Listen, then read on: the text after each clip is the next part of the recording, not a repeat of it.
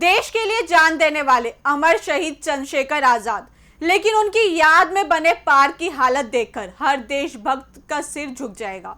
Ticket वसूला जा रहा है, बजट भी खर्च होने का दावा है, फिर भी शहीद की प्रतिमा के आसपास बदहाली क्यों? आखिर जिम्मेदारों की नजर कब पड़ेगी? चलिए बताते हैं आपको विस्तार से। नमस्कार, स्वागत है आपका यूपी की बात में। जिस क्रांतिकारी ने अंग्रेजों के सामने कभी सिर नहीं झुकाया, आज उसी अमर शहीद चंद्रशेखर आजाद की यादगार सिस्टम की लापरवाही के आगे बेबस नजर आ रही है। प्रयागराज का वही ऐतिहासिक आजाद पार्क, जहां देशभक्त की गूंज सुनाई देनी चाहिए, वहां टूटी संगमरमर की पट्टियां, जर्जर रास्ते और बिखरी हुई मूर्तियां सरकारी दावों पर सवाल खड़े कर रही है। देखिए हमारी एक खास रिपोर्ट। प्रयागराज का ऐतिहासिक आजाद पार्क, वही स्थान जहां अमर क्रांतिकारी चंद्रशेखर आजाद ने अंग्रेजों से लड़ते हुए मातृभूमि के लिए अपने प्राण न्यौछावर कर दिए थे। हर साल हजारों लोग और देश विदेश से आने वाले पर्यटक इस ऐतिहासिक स्थल पर श्रद्धांजलि देने पहुंचते हैं, लेकिन जब यूपी की बात की टीम ने पार्क का रियलिटी चेक किया तो तस्वीरें चौंकाने वाली थी। शहीद चंद्रशेखर आजाद की प्रतिमा के नीचे लगी संगमरमर की पट्टियां टूट चुकी हैं। प्रतिमा तक जाने वाला रास्ता उखड़ा पड़ा है और आसपास लगी सजावटी पशु मूर्तियां भी क्षतिग्रस्त होकर बदहाली की कहानी बयां कर रही है।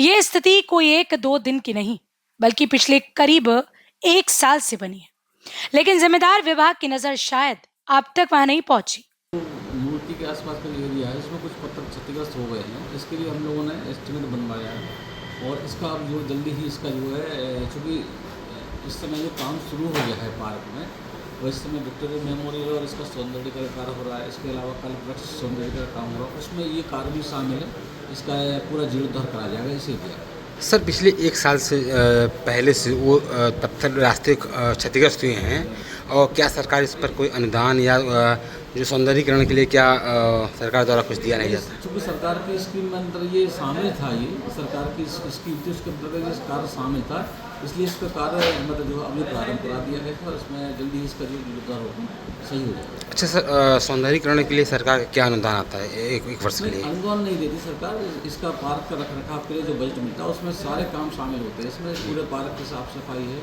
इसके रखरखाव मेंटेनेंस में काफ़ी पानी वानी की व्यवस्था रहती है, वो सभी चीज़ को देखा जाता है। नहीं सर, वो तो ठीक है, पानी की व्यवस्था तमाम तरह व्यवस्थाएँ दी जाती है, लेकिन सबसे बड़ा सवाल ये है कि जो पर्यटकों के लिए जो फ्रंट है वो बिल्कुल क्षतिग्रस्त 1 साल पहले हो चुका है। इस पर भी ध्यान दिया गया, इसको हम लोग करा रहे हैं। तो सर, कब तक उम्मीद है कि ये कब तक जो 2-3 महीने में हो जाएगा पूरा काम, क्योंकि इस पर काम चल रहा है इसमें। तो किसके राजकीय उद्यान के माध्यम से होगा कि विक्टोरिया? ये इस समय पर्यटन विभाग के माध्यम से इसका सरकार द्वारा कार्य करा जा रहा है इसमें, तो वो कार्य उनका चालू है। हैरानी की बात यह है कि इस पार्क में प्रवेश के लिए हर व्यक्ति से टिकट लिया जाता है।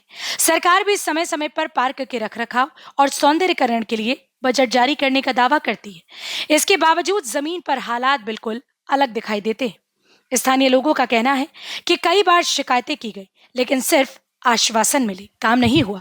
सवाल उठता है कि जब पैसा खर्च होने का दावा किया जाता है, तो फिर पार्क की ये बदहाल तस्वीर किसकी जिम्मेदारी है?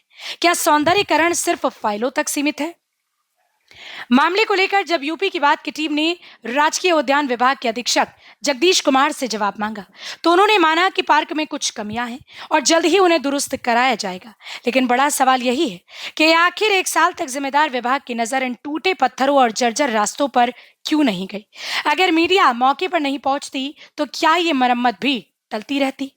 देश के लिए अपनी जान कुर्बान करने वाले चंद्रशेखर आजाद ने आखिरी सांस तक आजादी की लड़ाई लड़ी थी, लेकिन आज उनकी याद में बने ऐतिहासिक स्थल की ये हालत कई सवाल छोड़ रही है।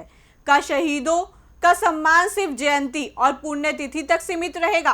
क्या सरकारी बजट का असर सिर्फ कागजों पर ही दिखाई देगा? फिलहाल इस खबर में इतना ही। बाकी के और अपडेट्स के लिए देखते रहिए यूपी की बात।